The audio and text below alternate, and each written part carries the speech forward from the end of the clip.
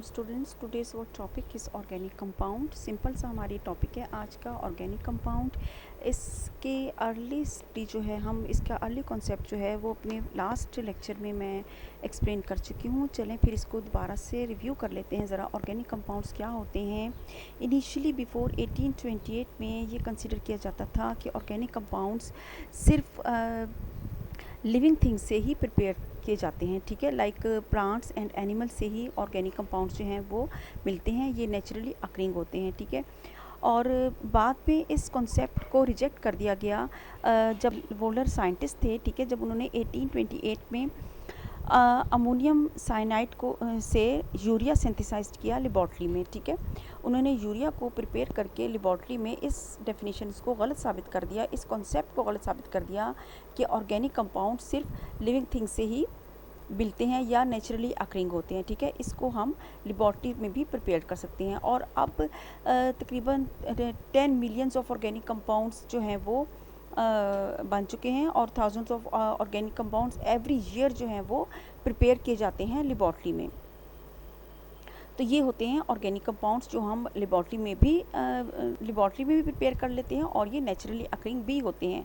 ये बात ठीक है कि हमें ज़्यादातर मोस्टली जो ऑर्गेनिक कंपाउंड्स हैं वो हमें प्लांट्स और एनिमल्स से ही ऑब्टेन करते हैं, ठीक है। अब ऑर्गेनिक कंपाउंड्स में कौन से कॉन्स्टिट्यूएंट होते हैं जो प्रेजेंट होते हैं, उनमें बेसिक जो कॉन्स्टिट्यूएंट होता है वो होता है कार्बन एंड हाइड्रोजन, ठीक है। कार्बन और हाइड्रोजन जो है ऑर्गेनिक कंपाउंड में मस्ट प्रेजेंट होते हैं। और कार्बन के दरमियान यहाँ पर हम देख रहे हैं हमारे पास एक ऑर्गेनिक कंपाउंड का स्ट्रक्चर है, ठीक है। कार्बन और कार्बन एटम्स दोनों जो होते हैं वो कोवलेंटली बॉन्डेड भी होने चाहिए, ठीक है। एक कार्बन और दूसरे कार्बन एटम के दरमियान में कोवलेंट बॉन्ड मस्ट होना चाहिए। सिंगल हो, डबल हो या ट्रिपल कोवलेंट बॉन्ड हो, कोई सा भी कोवलेंट बॉन्ड हो, लेकिन कोवलेंट बॉन्ड हो, ठीक है। तो ये इसको कहते हैं ऑर्गेनिक कंपाउंड जिसमें कार्बन और हाइड्रोजन जो हैं वो पाए जाएँ। लाइक हम इसकी ऑर्गेनिक केमिस्ट्री की डेफिनेशंस को ज़रा देख लेते हैं। The branch of chemistry which deals with the study of hydrocarbons and their derivatives known as organic chemistry. Organic chemistry जिसमें हम हाइड्रोकार्बन्स और उससे डेरिवेटिव्स जो हैं कंपाउंड्स की स्टडी करते हैं उसको उस ब्रांच को ऑर्गेनिक केमिस्ट्री कहा जाता है। अच्छा, अब बहुत से ऐसे कंपाउंड्स हैं जिसमें कार्बन और हाइड्रोजन पाए जाते हैं, लेकिन उनको हम ऑर्गेनिक कंपाउंड्स में कंसिडर नहीं करते, उनको हम ऑर्गेनिक कंपाउंड्स में इंक्लूड नहीं करते।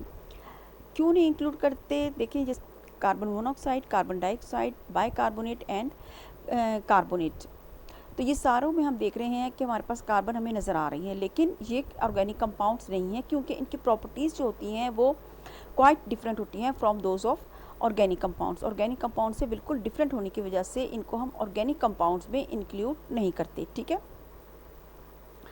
अब हम देख लेते हैं इसके फार्मूलाज क्या होते हैं। Each organic compounds has specific formula. Her organic compounds का एक स्पेसिफिक फार्मूला होता है, ठीक है। हम यहाँ पर 4 types of formula of organic compounds को डिस्कस करते हैं। Molecular formula, structural formula, condensed formula, dot and cross formula, ठीक है।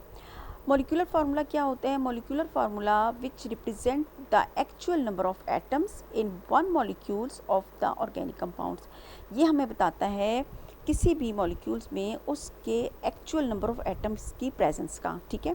अब ब्यूटेन है, यहाँ पर आप देख रहे हैं, ये ब्यूटेन का फार्मूला है C4H10, ठीक है। Butane is made up of carbon and hydrogen atom. Each molecule of butane consist of 4 carbon atoms and 10 hydrogen atoms. Same इसी तरीके से पेंटेन में देख लें, पेंटेन में 5 carbon atoms and 12 hydrogen atoms होते हैं। हेक्सेन में 6 carbon atoms and 14 hydrogen atoms होते हैं। ये इनको कहते हैं मॉलिक्यूलर फार्मूला। अभी ये लेक्चर आपका कंटिन्यू है, ठीक है। इसका सेकंड पार्ट आप नेक्स्ट लेक्चर में देख लीजिएगा जिसमें हम structural formula, condensed formula, dot and cross formula को डिस्कस कर लेंगे।